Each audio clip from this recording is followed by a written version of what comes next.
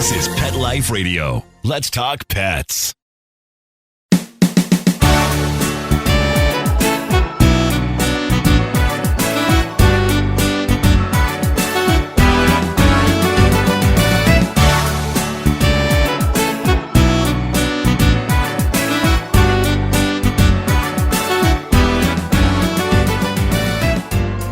Hey guys, thank you once again for tuning into Groomer Humor on Pet Life Radio. We are your hosts. I'm Rudy V, along with my son, Anthony Ray. We have a special guest today. We are going to be talking to Amy Elliot Smith, owner and founder of the Paw Pad's Doggy Daycare Grooming School in Northwich, Cheshire, UK. She is a groomer trainer, an instructor, does doggy daycare, etc. We're going to find out more about Amy and the Paw Pad's Doggy Daycare Grooming School after these messages.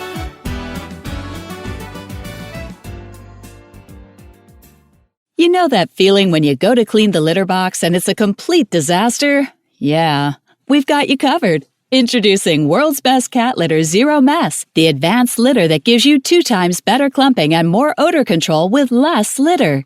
Zero Mess combines the concentrated power of corn with super absorbent plant fibers. Translation, scoop once and you're done. Find it at a pet store near you and save $2. Visit www.saveonworldsbest.com. Let's Talk Pets on PetLifeRadio.com.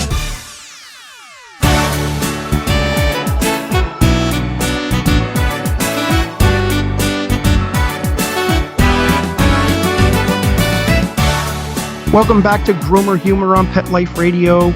We are here with Amy Elliot Smith, owner of the Paw Pad's Doggy Daycare and Grooming School. Thank you so much for being with us today, Amy. Oh, thank you for having us. Absolutely.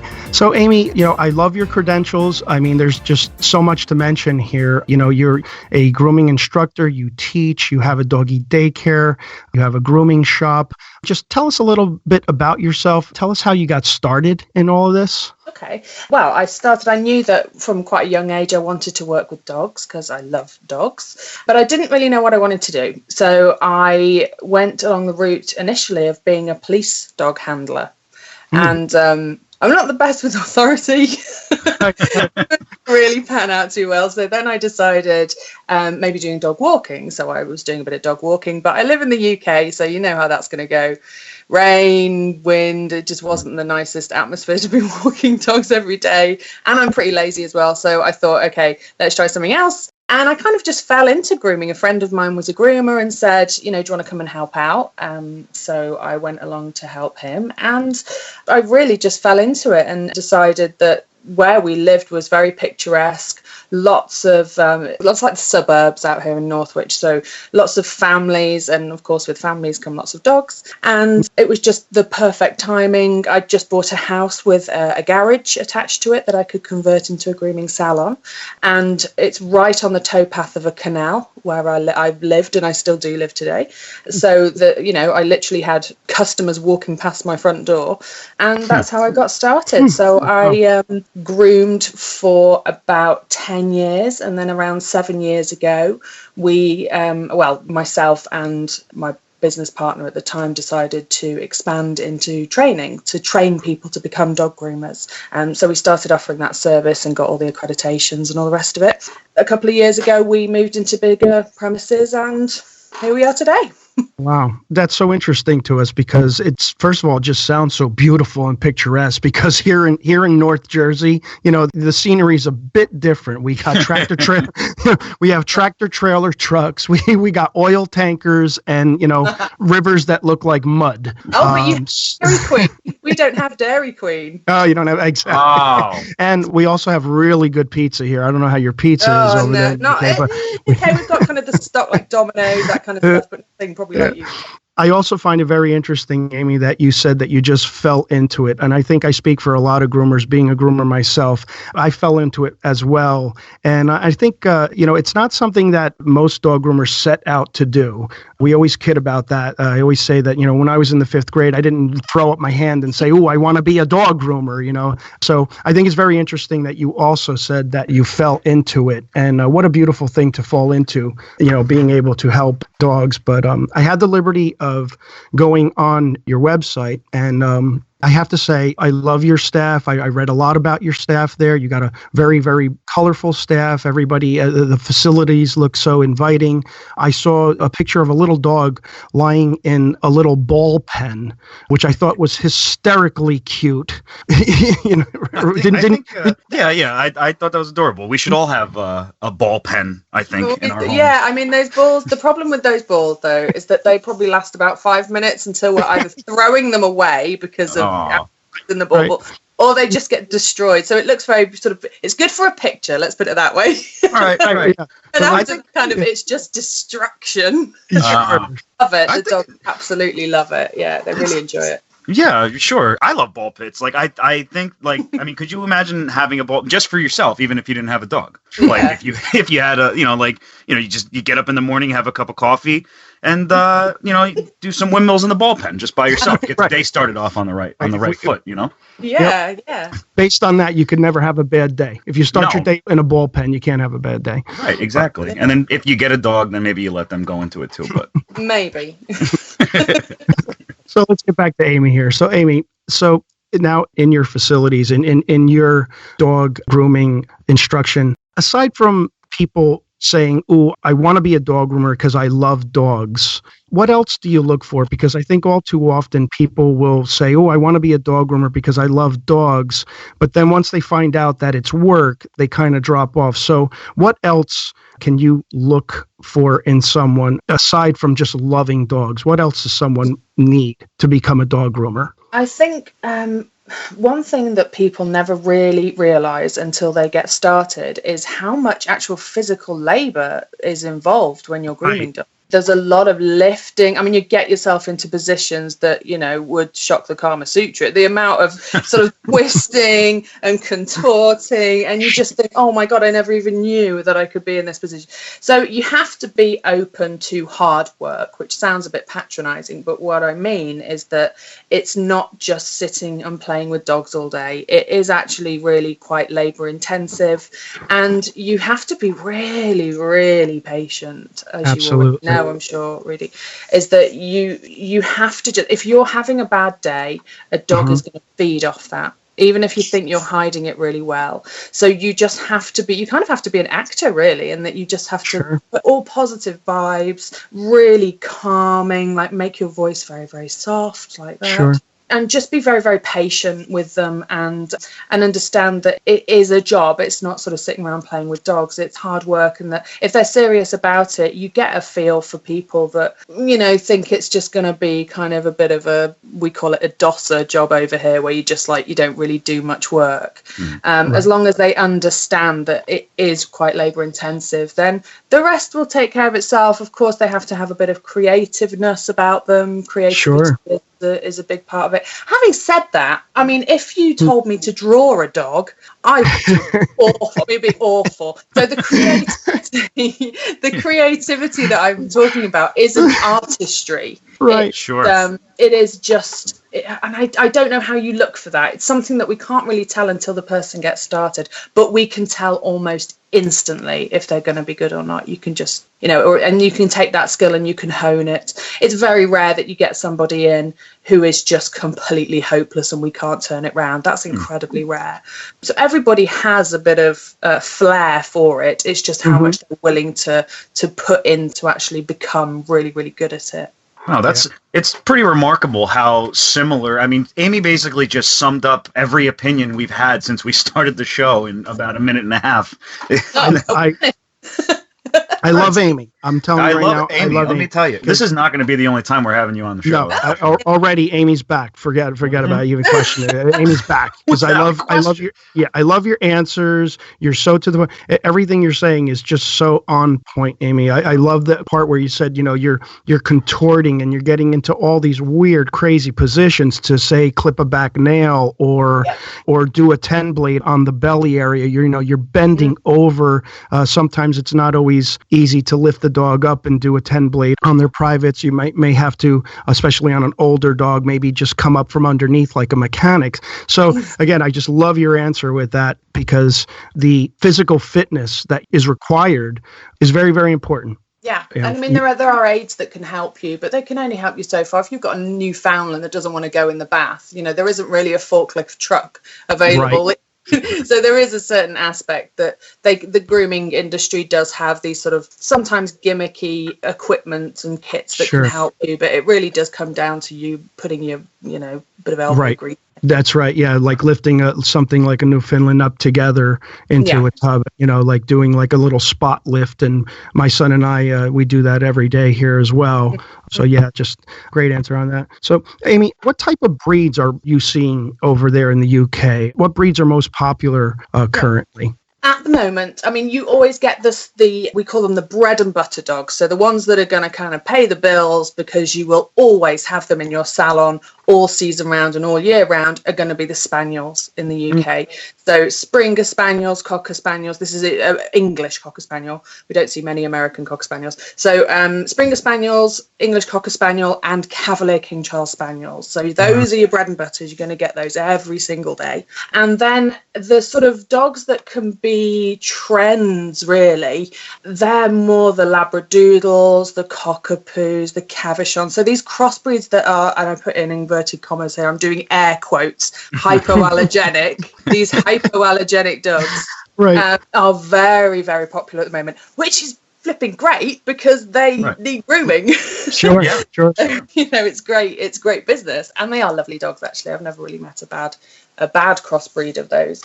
But yeah, so I'd say Spaniels and crossbreeds of the quote hypoallergenic dogs are the big few at the moment. And then what else? Oh, we get a lot of Shih Tzus and Lhasa Apsos. Those are always really popular. And Westies, West Highland Terriers. Oh, wow. Yeah. I think the Spaniel thing is pretty interesting to me, because even though we have plenty of them, that's pretty different, actually. Yeah, very actually. Yeah, we're definitely seeing... not our bread and butter dog. No. What are your bread and butter dogs? We're seeing mostly Shih Tzus, Bijans, lots of Shih Tzus, lots of Bijans. Westies are getting popular again. We're not seeing a whole lot of terriers. We used to see a lot more terriers. We're not seeing many Spaniels at all. And again, like you just said, Amy, we're seeing a lot of the Doodles, the Golden Doodles, the Labradoodles, the trendy dogs. Is a new trend. We're seeing insane. A lot of Havanese. Havanese, is that right? Gosh. Yeah, over here. Yeah, a lot of Havanese. I can't remember the last time I saw a Havanese. I think the last time I saw a Havanese was a woman that brought in at the same time a Dandy Dinmont, which almost blew away. Wow. I was like, "What is this?" One a funny looking dog. They're Dandy amazing Dinmont. and gorgeous. Her name was Dolly, and she was absolutely fell in love with her. So cute. Yeah. Havanese, we don't get many. Do you think it's the song that Havana? That's what it is. That's what it is. Hey, the trend's got to start somehow. That exactly. Your guess is as good as mine. Are you seeing any Airedales? Are you seeing many terriers out? Yeah, we get quite a few terriers, but they're usually not really the kind of terriers that need a lot of grooming. So Staffordshire Bull Terrier, always really popular here. And we get quite a few Border Terriers as well. Okay. So the hand stripping dogs. We do have some Airedale Terriers. We have but not many. I mean, we've got 400 dogs on our books. Wow. And we probably have about 5 Airedales that I can think of at the top of my head. And the majority, and we've got a few Scotties as well. Right. Scotties. Yeah. So we do have quite a few terriers, but they certainly don't make the majority of our books now. And of course, the grooming side is the breeds that we get for grooming are very different from the breeds that we would get for daycare. Right. Sure. Tell us a little bit about your daycare, Amy. Like, what do people do? Do they just drop off for the day, or how does it work? Mm-hmm. Yeah, so we're open from 7 a.m. to 6:30 p.m. So they will drop them off on their way into work, and the dogs will play. Our job is just to tire them out. That's our remit. Just tire them out. So we play with them all day on the slides. We've got loads of play equipment, slides, and in the ball pool, and it's just like let loose, go crazy, destroy the place, and then when they're absolutely exhausted, their owners pick them up and they go, "Thank you." That is great. That is perfect. And then they sleep for the rest of the night. And the great thing about our daycare centre is that it's indoors. So there is an external area where they can go to the toilet, but indoors, there's no mud. It's really clean. It's dry. They get, it's not heated, so they're not going to be warm, but they are much, much warmer than if they were out, on this breezy field atmosphere, muddy and all the rest of it. We don't have any of that. So the owners are always really happy. We also have sofas so they can snuggle in, but the dogs that aren't allowed on the sofas, they get mattresses. So it's really comfortable. It's a nice atmosphere for them. Yeah, so there's loads for them to do. And they love it, and the staff love it, and the owners love it. And we get kids that sort of come in because they really want to see what's going on and who's in, and they sort of peek over the top and they see all these dogs. It looks really idyllic, like these dogs running around and playing with each other and all the rest of it. And they're like, "Can I go in, mummy?" And we're like, "Definitely not." Wow. That's great. It's basically you offer people a clean, safe way for their dogs to do all these like activities and stuff that otherwise would have gotten them all muddy, that they got to do it outside, like you said, and all that. But you got them like indoor, they're safe, they're not getting dirty, and they get to do all this fun stuff anyway. Yeah, and they can't get out, they can't run off. They're fully supervised the whole time. We feed them if they need feeding, so we've got like separation pens for them. So because sometimes actually you do get dogs that get like puppies, for example, they get so overexcited that we need to separate them because they're just like, they're just going crazy. They can't believe right. It's just too much fun. Right. What is happening? Yeah, so we just have to kind of calm them down, give them a minute, sit with them, just breathe, So there's loads of reasons that we'll sometimes need to separate them. Obviously, when we feed them as well, we don't want it to be like basically a feeding frenzy if we put down a bowl of food on the floor. So we separate them for that reason as well. So yeah, it's just kind of a lot going on all the time, and it's good fun. Really good fun, and the staff are really. We've never lost a member of staff. We've had the same staff since we opened in the new unit for almost 3 years. Wow. So that's fantastic because they, it just shows. I think it shows that they're happy there, and they get to bond with each other and the dogs and the owners. So yeah, the owners really love that you always see the same people, and they know the dogs really, really well, and it's great. It's a really nice environment. And it says a lot about you too. You must be, a great employer to, have staff. I am, Rudy. Yeah. Yeah. I'm moving. I know. I'm done with Jersey. I'm leaving. We should Off do to Cheshire. Swap. A work swap, like exchange, like they used to do in school. Right. Off to Northwich. Yeah, the Northwich. The Northwich. Love the accent, by the way. Yeah, sorry. Yes. Amy, I actually don't have a typical Northwich accent. I sound a bit more southern. So anyone listening from the UK to this will probably think, you're not from Northwich, you bloody liar. But I am. I am. I just spent a lot of time around London, so she's not I do love the North. I'm not a traitor. Yeah, she called herself a Northwichian. I know, yes. Who is this ruddy liar? Amy, do we sound funny to you? Do we sound like very soprano-ish and, like, hey, how's it going? Yeah, absolutely do, yeah. Oh, sounds boy. like about to, like, pop a cap in my ass. I'm not going to do that to you. Well, again, we are having you on again, Amy, for sure. Oh, no, it's good fun. It's good fun. That's great. So, Amy, I have a ton of questions. There's only so much time for all of them, though. Again, this is the reason why we need to do another show with you, so we can get 100%. More. 100%.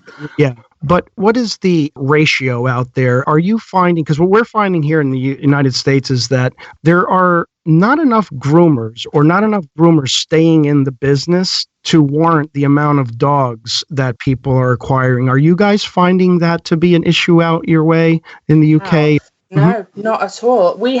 So where we are based, we have 9 competitors. Oh, wow. We are saturated with groomers. Now, I've already said the town I'm in, so I can't even berate any of them. No. They're all really good, but but you're the best. You're going to get places where the quality of the grooming isn't going to be as great. So and we're one of the oldest groomers Oldest as in longest established, not oldest as in, we're really old. So we were one of the oldest in the area. So we luckily get a lot of business. But I know there are some groomers who don't get much business. And so, no, we don't have that problem at all. That's so interesting that you... Yeah. I mean, that is interesting. It's such a growing industry over here, though. It's like, I remember during the recession, the recession, we all had the same recession, so you'll remember that one. Right. Now, when I spoke to my accountant, he was blown away that I was not only making money, but making a good amount of money during a recession. He couldn't believe it. He was watching builders go under. He was watching like IT firms go under. Banks were going under over here, and he was like, I'm in the wrong business. I should have set up some kind of pet business. Because the pet businesses were the ones that were just steady all the way through the recession. And I just think that speaks volumes that, you've got industries collapsing around you. And I was like, any minute now, the bottom's going to fall out of it. But it was just steady all the way through. I couldn't believe it. So it's an amazing career. It's just so vibrant over here. And all your creative grooming is coming over here. Sure. So we're getting all these, competitions of Intergroom. who can make a poodle look, a complete idiot the best. It's all really popular over here. So it's not just bathing dogs like it used to be. It's dyeing them now and doing their nails. I mean, we don't do that yet. I don't know if we ever will, but it's certainly a buoyant industry. It's not going anywhere. I can't imagine that. Yeah, very interesting. Yeah, we've always had a lot of that, like the creative styling. We have the, Intergroom here, which is a big grooming contest. And I think it's been around forever, but I think that people, like you just said, people are just starting to notice it, and which I think is amazing because the grooming industry has been around for such a long time. And we're trying to, it's the part of our show, and it's why we really appreciate having you on, Amy, is to kind of bring it to the forefront and let people know that this is a thriving business. We want to get more people involved. I wanted to ask you, Amy, are there regulations out there? What do you need to be licensed or certified to be a groomer in the UK? No, not at all. And it's terrifying. And that's, you can literally get a pair of scissors and set up. And there's so many accidents that happen. There's so many people being sued left, right, and centre. Right. The other big thing at the moment in the industry, which we're actually starting to campaign against to Parliament, is there's been lots of accidents with cabinet dryers over here. So groomers that are that don't have much experience putting these puppies or old dogs into these cabinets, wandering outside to go and have a cigarette. Sorry, I can't say that. We know what you mean. Trying to have a cigarette, or going off to get their lunch or whatever, and then this poor dog, it ends as bad as you can imagine it. So there's no skill required. Where something is unregulated, it means that any idiot can do it. And, I mean, it's crazy to us. So the answer is no. It's a short answer. No. And again, it's the purpose of our show because, again, I think the industry is flawed in that because it's the same thing here. Your neighbor could call himself a dog groomer because he bought a nose and hair trimmer from Walmart, and all of a sudden he's a dog groomer. So again, I think the industry is flawed. It's definitely the purpose of what we're doing right here with you is to bring it to the forefront because I also agree and feel the same way that there does have to be some kind of regulation, some kind of certification in order to further this industry in a positive way. Absolutely, because the ones that aren't regulated are giving the experienced, careful groomers who have a genuine love of the dogs and not just the money. They're giving us a bad name, and we're going to work on that together, though, Amy. Absolutely, you and I will change the world. Sure, we're gonna change the world. We're gonna change the industry. And before we go to break, though, Amy, because we're going to take a brief break, but I want to ask you one thing: are people in the UK are they humanizing their dogs as much as we are in the US? Are they? Because I mean, it's gotten so out of hand here as far as humanizing their dog. Based on the slides and the ball pens, I'm guessing, Well, yes, I would say yes, absolutely. When the seasons change, so for example, if it's Halloween, the shops are just full of costumes for dogs, and Christmas, you get Father Christmas outfits for your dogs. Yeah, absolutely. You can your dogs are your babies, rightly so, but people can take it a bit far, so absolutely. Yeah, absolutely. I've seen like footsie pajamas. I think they're coming out with dog lingerie soon. That might be the next step. Oh my God, you just jogged like the darkest recesses of your brain. A picture of a dog and where the boobs go in, it had like multiple boob patches. It was the most disturbing thing I have ever seen. Sexy dog. Sexy dog. Okay. Well, with that being said, we're talking to Amy Elliot Smith of the Paw Pad Doggy Daycare Grooming School. We're going to come back after these brief messages and ask Amy a few more questions. We'll be right back, right after these messages. Stay tuned.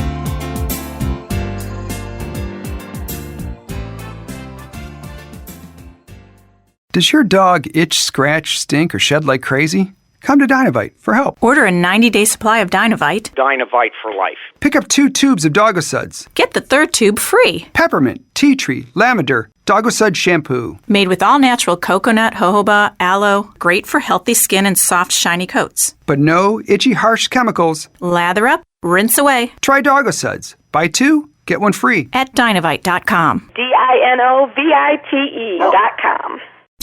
We wear fur, and we're damn proud of it. What? And our 4 legs. And our tail. And we go to the bathroom outside. Well, we may not be too proud of that. Sniff around, then mark your spot right here. Pet Life Radio. Let's talk pets.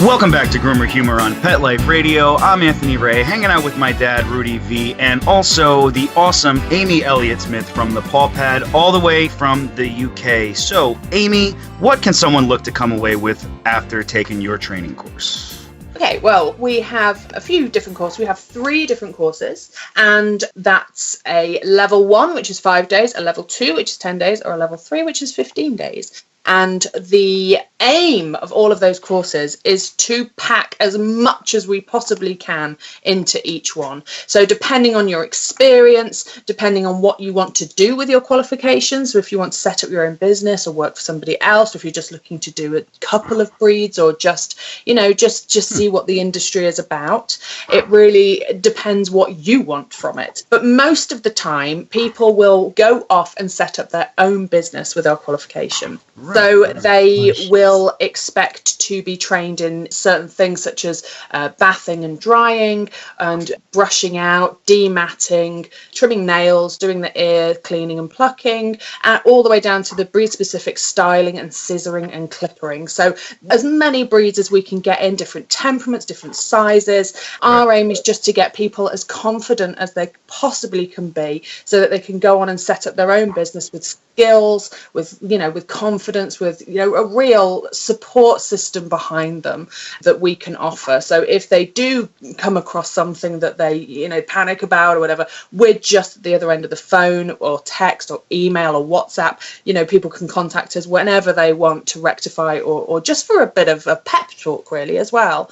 Yeah, so it's just to get people confident and learning about the industry and what's required of them within the industry so that they can make a living. Wow, that's great. So that's basically, essentially, somebody could come to you who actually has some grooming experience, but kind of has a couple avenues that they really, really need some help on or want to work on specifically. You could help a specific groomer or groomer-to-be out with just like certain aspects of the grooming as well, right? So for example, like I said, we get a lot of spaniels. So if you have spent the last 6 months of your career grooming spaniels and the odd Westie here and there, and suddenly calls up and says, I've got 5 poodles, you're probably going to panic a little bit. So that's when you call us up and say, are you able to do a bespoke course with poodles or Bichons or Schnauzers or whatever it is you need?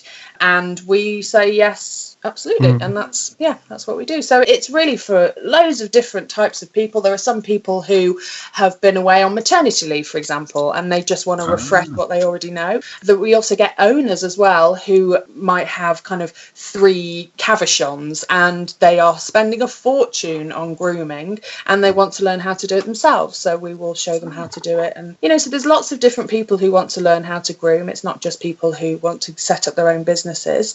It really depends. So what we sometimes see is if there are trends. So, for example, with Cockapoos and Cavachons and Labradoodles at the moment, a lot of groomers who are what we call old schools, they've been doing it for years and years, they might not have that much experience with them. So when these sort of trend dogs come along, they need a bit more experience and a bit of guidance and tuition. There's no shame in that at all. It's just that trends move on and people want a bit more tuition and we can help them with that too. So it's all sorts of people that we help. Yeah, that's great. I never really even thought of. Usually, when you hear grooming courses, you usually assume it's somebody just trying to become a groomer. I never even thought of teaching grooming courses as to down to the specifics, where you're that specific, where you could actually help somebody who's already experienced or with no. You could help anybody really with that sort of model that you have going there. That's great. Yeah.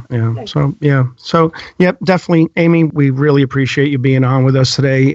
So we really push for people like you and ourselves to try to get more young or old people into this profession. And, for that, we thank you for teaching this fine craft, this fine art of dog grooming. Just, again, we just love talking to fellow dog groomers. So really, really appreciate you being on with us today. Well, especially dog groomers who are as cool as you, Amy, because you certainly fit what we're trying to do here, keeping it light and loose and fun, but grooming is also very serious. You haven't heard my views about Trump yet, so that's a whole nother show. That's a whole show in itself.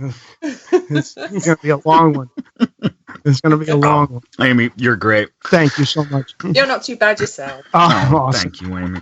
All right, well, to all our listeners, thanks so much for stopping by, guys. Again, thank you to Amy, and as always, we'd like to thank our producer, Mark Winter. Thank you so much, Mark. Amy, where can people reach you if they wanted to get in contact with you or speak with you or learn more about what you're doing over there? Okay, well, our website is www.pawpaddogs.co.uk, and that's spelled PAWPADDOGS.co.uk.